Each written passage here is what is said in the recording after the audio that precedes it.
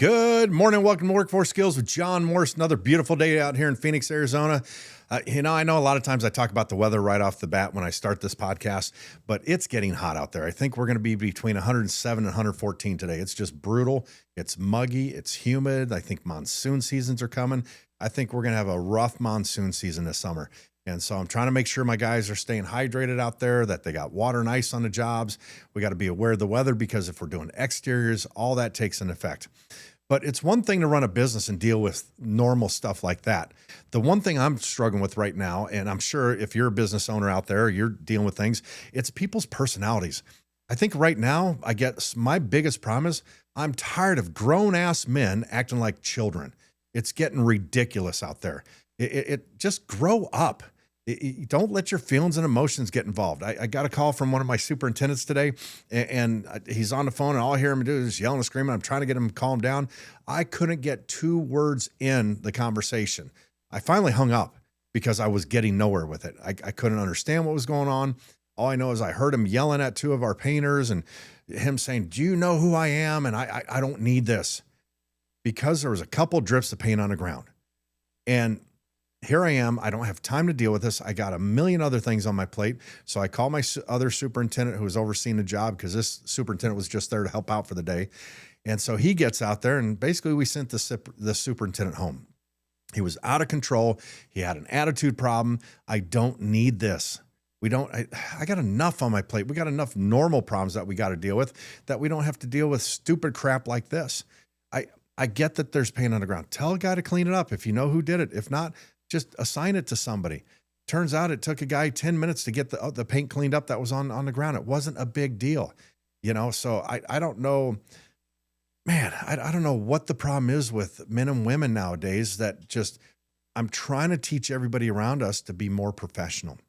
I get that the demographic of who we hire, is a little bit different, but there is no reason we can't act like professionals in what we're doing and treat people with respect. I don't need someone yelling and screaming at each other because somebody pissed in your Cheerios this morning. It doesn't work that way. You've got to respect people. You talk to people how you want to be talked to. The interesting thing is, and it's funny, people around me here that know me, they'll be like, "Man, John, I don't know how you deal with the stress. You never seem angry." I internalize stuff. I don't let people see me stressed. I don't let people see me get angry because what is the outcome of that? They're going to mirror my attitude or mirror what I'm dealing with, and I don't want that to happen. I've got to stay in control all the time and not lose my cool. Yes, I might get upset inside, but I can't show it. All my decisions have to be logical and financial based. That's it. The emotions and feelings can't be part of it. And I think that's part of some people not knowing how to be professional. They don't know how to stop their feelings and emotions from affecting their decision making. And we see it in the world right now with politics and the left versus the right. And man, everybody's emotion based with their ideas and what they're dealing with. We can't do that. We got to shut that down and think logically about what we're doing. You're not going to get anywhere. You're not going to advance in a company. You're not going to grow. And as a person, man, me looking at someone like that, it's like, what the hell is wrong with you? What's going on that had you so pissed off over a couple drops of paint on the ground is what it turned out to be. I don't need this. And there's so many business owners out there dealing with the same stuff. It just, I don't know how we get through the day sometimes. Sometimes I feel like I need to be in a straitjacket. I'm about to lose my mind. It's crazy what's going on. We try to train, we try to guide people. And now we've got all these training videos in place. We do everything inside house. Now I'm looking at how can I teach my people? How can I train them to be more professional? What can I get them to do out there that is going to help them be a better leader, be someone that's respected out there?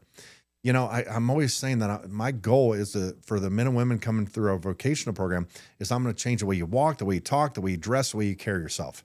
I want to find, not that I'm trying to change you, I'm trying to find the best version of you and pull it out. That's what I'm looking for.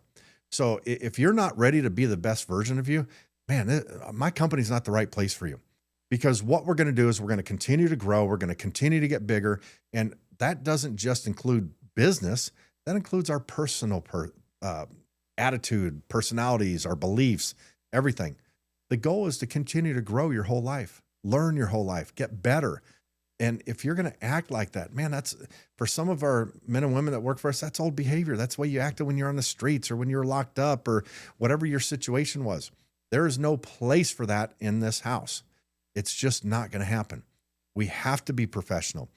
And it's funny because just the day before this, I was in the office with my estimating team. We're having a conversation, and I'm talking about how I'm trying to get the company to become more professional in everything we do. I want people to look at us as professionals. We're in a business setting now. Yeah, we're in a construction company, but we deal with a lot of professionals. We're dealing with a lot of expensive jobs. We just landed an $800,000 job, another $300,000 job. We're doing big work. I can't act like a bunch of thugs from the street on these job sites and trying to land these jobs. It doesn't work that way. We have to be at the top of our game. If we're not going to land anything out there. So it's one thing to act a certain way around your friends, your buddies. If you're out on a Friday night with people and you're having a few drinks, whatever you're doing, I get that. But when you come to work, you shut your personal life down. You shut everything else down. It's business. I'm a firm believer you're only on time if you're 10 minutes early, and that's the first step to being professional. Being on time, being early. Don't make people wait on you. There's nothing worse than we're trying to get a job started, and there's 10 people on a crew, and 5 are showing up 10 minutes early. Another 3 are showing up right at 6 o'clock when they're clocking in. Another 2 are showing up 10 to 15 minutes late. It doesn't help get the day started. We don't start on a good step right there. It just doesn't work for us. We need to be ready to work the second we walk on a job. I tell people, you want to show up to work, you want to be recognized, be the guy that's 10 minutes early. The guy that shows up early and stays late, that's the guy I'm watching. That's the guy I'm looking to promote. That's professionalism. All you have to do is show up early, do your job. At 10 minutes early, I'd be walking on a job site with my bucket of tools in my hands and figuring out what I'm going to do. 6 o'clock, I'm clocking in, I'm ready to start working. It's not you show up at 6 o'clock, you walk into the job site, check out what you're doing, walk back to your car, get your tools, walk back in, figure out where you're going to set up. Okay, we're good to go. By that time, you've wasted 30 minutes. That's 30 minutes of productivity that we don't have now. And then I'm wondering why the job's taking longer. Why aren't we being efficient on the job? All this comes into play. And for a lot of people out there, they think, I'm just a worker. I'm just a laborer. I get paid by the hour. It doesn't matter. You're never going to advance with that attitude. You're never going to move up with that attitude. And I'm tired. I'm sick and tired of the people that are out there saying, wow, the boss only promotes the guy that sucks up to him and it kisses his ass. And it's not like that. I promise you, if there's an owner of the company, he's going to promote somebody that's going to be the most productive, most efficient, that's going to make him the most money. That's what it comes down to. If you can't make this company money, then you don't have a place in this company, period. It doesn't work that way. If I need you to paint a door and pillars, and I've got all this in a grocery store that we're doing at night, and I've got a whole list of stuff that you need to do, and you don't even get done enough to cover your wages, you are going to become obsolete in this company. It doesn't work that way. We have a certain production rate. We know what it takes to get work done. We know how long each job should take. We know how long it takes to paint a door, to paint square footage of wall space. If I'm looking at the wall square footage, I know how many square feet a person should paint in an hour. That's a given. We have it down to a science, down to the penny of what it takes. And if you can't do that, then there's a problem. And if you don't know what that is, if you're working for a company, say you're a painter out there and you're working for a painting company and you don't know what the production expectation is of you, ask somebody, find out if you're meeting the expectations of what they need for them to be profitable. And if not, what do you need to do for the company to become more profitable? I promise you show that interest in that company and the owner of the company hears that, they're going to start looking at you. They're going to start looking at you and saying, oh, this guy's interested. He wants to know how we do this. And he's not going to be intimidated that you're going to take his work away from him and go do something else. We're a large company. I don't have to worry about anybody starting their own business and taking work from me. A couple weeks ago, I had DJ on here. He's doing real great. Was one of the first guys in our very first paint class. He worked for me. He's out there hustling, getting work. I do not fear him as my competition and stealing work from me. There's been a couple jobs that he's gotten from GCs that I don't want to work with anymore because they're cheap. But DJ starting out, he's at a lower rate. He's able to do that. He doesn't have the overhead like I have. So he's able to go after those. I'm okay with that. He's not my competition. I hope one day he is. I really look forward to guys growing through my company, becoming my competition down the road, because then I know the job's going to be done right. They learn the right way, and they're bidding it properly. Now we're bidding apples to apples. They understand the business. But there are so many hacks out there too, painting contractors that don't have a clue. They don't know how to run a business, and they constantly go under. It's amazing out here in the Phoenix area how many new painting contractors start every year and how many shut down every year. It's getting worse and worse. You got to figure out what it costs for your manpower, your overhead, your square footage rates. If you don't know that, you should not be in business. And I've heard people say, well, it's a third labor, a third paint, and a third profit. It doesn't work that way. I promise you, in the real world, your labor is the highest rate. That's your highest cost if you have overhead. That's just a given. And it amazes me how many contractors. I had a buddy, this was years ago. He called me up and, John, I'm short painters on a job and I'll pay him whatever your cost is. I'm like, okay, well, my cost at that time was, I think, $38 per man per hour. So, what? I'm only paying my guys $18 an hour. Well, there's overhead, there's payroll, there's office expenses, there's all this overhead. What do you mean overhead? This guy was in business for himself. He was in and out of business within 2 years because he didn't know how to run a business. He did not know what his overhead cost was. If you don't know what your overhead cost is, you should not be in business, or you better learn fast or you will be out of business. We've got to be more professional. We've got to understand every detail of what we do in this business. And the people under you, you've got to teach them to be professional. You got to teach them how to talk to people. You talk to people how you want to be talked to. If you're going to walk in and yell and scream, you think people are going to respect you? No, it's not going to happen. They respect leaders who lead by example. I will always lead by example. I will never yell at any of my employees. And if I have to discipline someone in upper management, it's behind a closed door. It's not in front of his painters out there and anybody that works under him or his equals. It's not going to happen. That is wrong. It's disrespectful. It's demeaning to that person. They're not going to want to work for you. That's not a good leader. A leader doesn't do that. When there's a problem, a leader pulls someone aside, they talk to them, they mentor them, they guide them. First thing I'm doing if someone did something wrong, hey, you understand why I've got you in here? No, I don't know why I'm here. Well, let me explain. Here's what's happening. Here's what's going on. This is what the feedback I have. Well, that's not true. And this happened. We're going to work it out. We're going to talk about it. I want to know every aspect of that story, what's happening, the accusations, what they're doing. And sometimes things get back to me in this business. It's funny how it works. Something happens on one job on one side of town. Next thing you know, I got 10 other crews that all know about what's happening. I mean, it's like gossip out there. It spreads like wildfires. It's crazy how these men and women act. Like I said, it's grown-ass men acting like children. It's got to stop. Mature, grow up. You know, we're always trying to learn. We're always trying to become better. Well, it's part of your personality that's ingrained in you that you can change. You don't have to yell and scream. I guarantee you're going to get better results by being calm with people and talking things through. I don't need to walk in a room and demand attention. I don't need to walk in a room and I'm the boss. You're going to do what I tell you. No, everybody just knows, hey, I sign your paycheck. You're going to do what I'm tell you to do. I don't make things up. It's not like I just sit here in the office and count my money and we figure out what we're going to do with it. No, I'm looking at every detail of every job. How can we be efficient? How can we be better at this?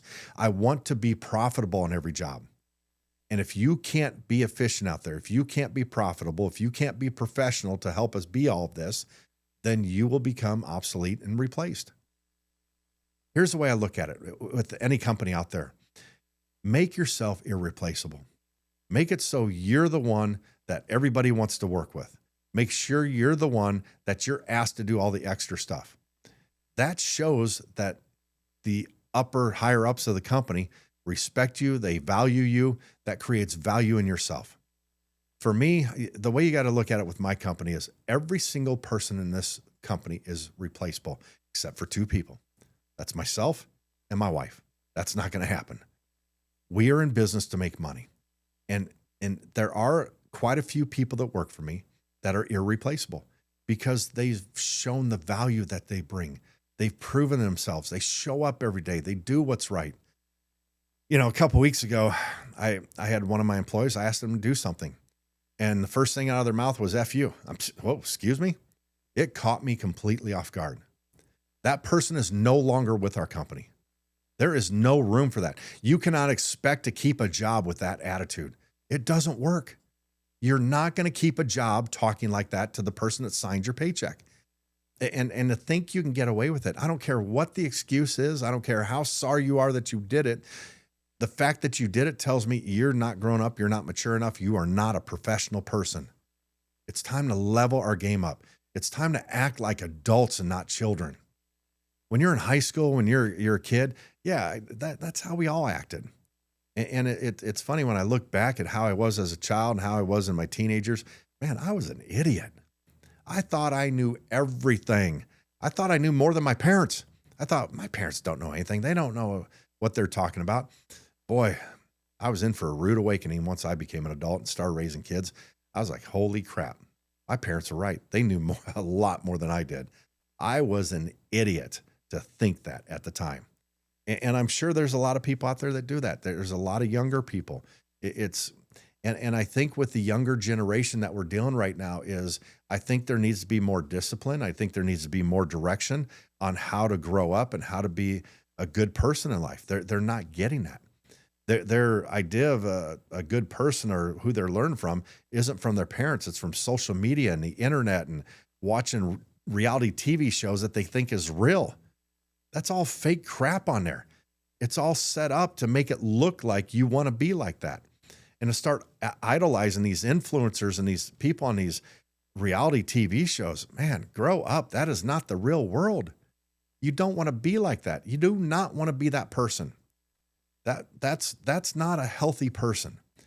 And if you start acting like some of those people in those shows or on your TikTok shorts or whatever you see that you're following, man, I look at some of that and think these people are bipolar. They got a mental disorder. I want to be motivating. I want to be professional. I want to treat people the way I want to be treated. And if you can't do that in life, going through what you're going through and your day-to-day interactions with people, you need a reality check. Get some therapy, talk to somebody, figure out what you need to do to change. I think that's the biggest thing is no one wants to admit failure. They don't want to admit that they're wrong or they have a problem. But the reality is we all have issues. We all have problems. We all have things we can change. Even I do. I'm trying to be better every single day. Some days I'm just kind of floating along and it ebbs and flows. It's like a wave. It goes up and down.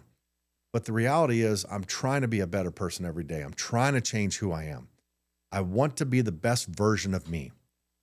Even though I say I want to change the way you walk, the way you talk, the way you dress, the way you carry yourself, that goes for myself too.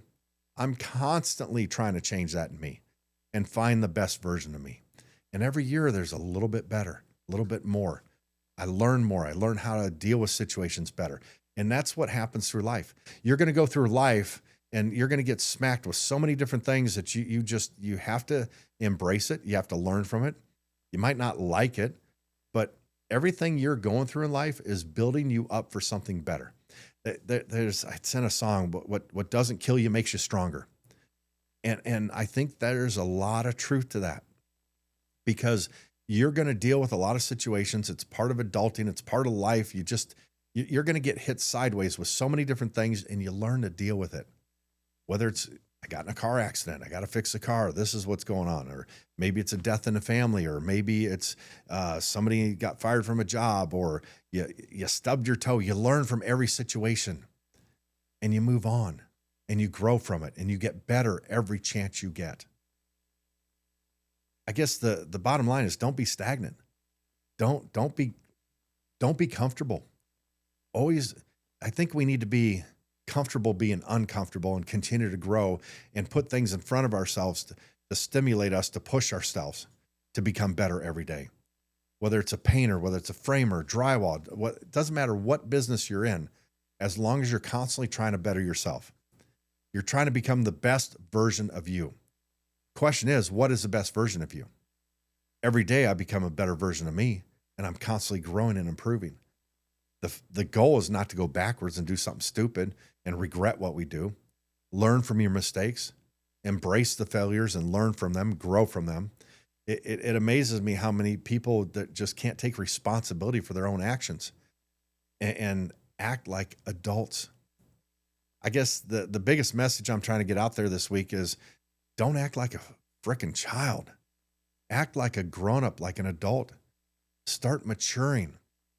You know, I had a guy one time and forget how old he was at the time, but he told me, I got the mentality of a 16-year-old because that's when I started using drugs. And so somebody told me using drugs, you go back to that age and that's when you start growing up again.